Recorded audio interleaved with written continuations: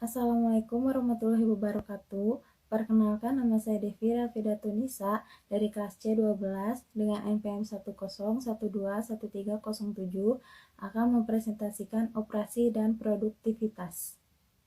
Pertama-tama saya akan menjelaskan tentang penjelasan revolusi industri 1.0, revolusi industri 2.0, revolusi industri 3.0, dan terakhir revolusi industri 4.0. Revolusi industri 1.0 adalah era yang terjadi pada abad ke-18 pada tahun 1760 sampai 1840 dan ditandai dengan adanya penemuan mesin uap pada tahun 1776 oleh James Watt di negara Inggris, sehingga membawa perubahan besar di berbagai sektor. Revolusi Industri 2.0 adalah era revolusi yang terjadi sekitar awal abad ke-19 pada tahun 1870-an dan berfokus kepada efisiensi mesin di setiap lini atau bahasa Inggrisnya assembly line dalam proses produksi karena ditemukannya tenaga listrik. Revolusi Industri 3.0 adalah era yang terjadi sekitar awal abad ke-20 pada tahun 1970-an dan dipicu oleh perkembangan mesin-mesin pintar seperti komputer dan software berbasis teknologi otomasi yang perlahan menggantikan peran-peran manusia di lapangan. Pada era inilah dimulainya digitalisasi khususnya di dunia industri. Revolusi Industri 4.0 adalah era yang saat ini kita jalani, di mana pengembangan teknologi lebih lanjut seperti internet, komputerisasi, microchip, IoT, kecerdasan buatan atau AI, machine learning, deep learning, cloud analytics, bahkan kendaraan otonom merevolusi setiap proses mulai dari produksi hingga distribusi dan berfokus kepada berkelanjutan, sustainability. Tindakan yang dilakukan oleh Indonesia dalam menghadapi revolusi 4.0. Tindakan yang dilakukan oleh Indonesia dalam menghadapi revolusi 4.0 adalah kebijakan pemerintah yang dikeluarkan oleh Kemenprin dan disetujui oleh Presiden Republik Indonesia yaitu Bapak Joko Widodo, merancang revolusi Making Indonesia 4.0 untuk mendorong semua perusahaan manufaktur agar bisa menerapkan atau menggunakan sistem ini.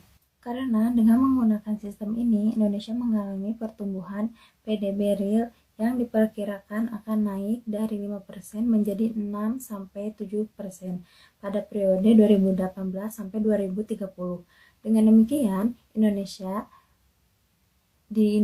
akan berkontribusi menyumbang PDB di Indonesia dalam bentuk ekspor sebesar 74,10%.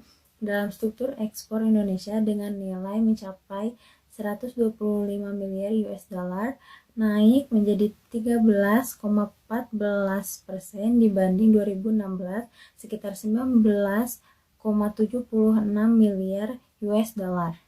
Sumbangan ilmu yang menopang manajemen operasional. Pertama ada dari Eli Whitney pada tahun 1800 berhasil mempopulerkan bagian senjata yang dapat dibongkar pasang melalui standarisasi dan pengendalian mutu. Kedua ada dari Frederick W. Taylor pada tahun 1881 menyumbangkan seleksi personil, perencanaan, dan penjadwalan, studi gerakan, dan bidang faktor manusia yang sekarang populer. Ketiga ada dari Henry Ford dan Charles Sorensen pada tahun 1913 menggabungkan permintaan standarisasi suku cadang dengan lini perakitan, assembly line, di mana para pekerja hanya berdiri di satu tempat dan bahan yang bergerak. Keempat ada Walter Shewhart pada tahun 1924 menggabungkan statistik dengan pengendalian mutu dan membuat suatu peta kendali mutu dari produk yang diambil sebagai sampel. 3 fungsi utama organisasi beserta contohnya. 1.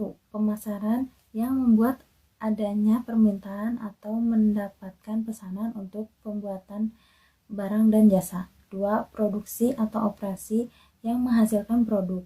3. Keuangan atau akuntansi yang memantau apakah perusahaan berjalan dengan baik, membayar seluruh tagihan, dan mengumpulkan uang.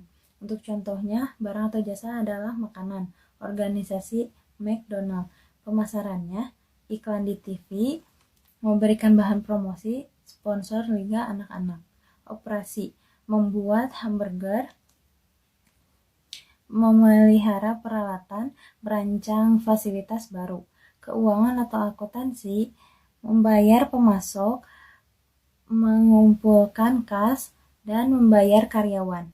Ini adalah studi kasus untuk menghitung produktivitas. Dalam satu hari, suatu perusahaan mampu memproduksi 2.000 pasang baju.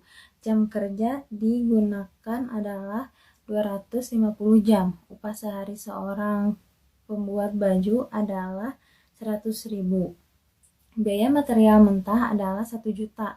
Berapakah banyak pegawai yang dibutuhkan dan berapa biaya yang dikeluarkan untuk membayar upah pegawai? Berapa modal yang dibutuhkan perusahaan dalam satu harinya? Jawabannya, satu hari sama dengan 2.000 pasang baju dan 250 jam. Upahnya 100.000, biaya materialnya 1 juta. Berapa banyak pegawai yang dibutuhkan? 250 jam dibagi 8 jam. 8 jam adalah seseorang bekerja dalam satu hari sama dengan 31,25 atau kita bulatkan menjadi 32 orang. Biaya yang dikeluarkan untuk membayar upah pegawai 100.000 dikali 32 orang sama dengan 3.200.000. Modal yang dibutuhkan perusahaan, caranya biaya material ditambah biaya produksi. Biaya material 1 juta, biaya produksi 3.200.000 sama dengan 4.200.000. Sekian dan terima kasih. Wassalamualaikum warahmatullahi wabarakatuh.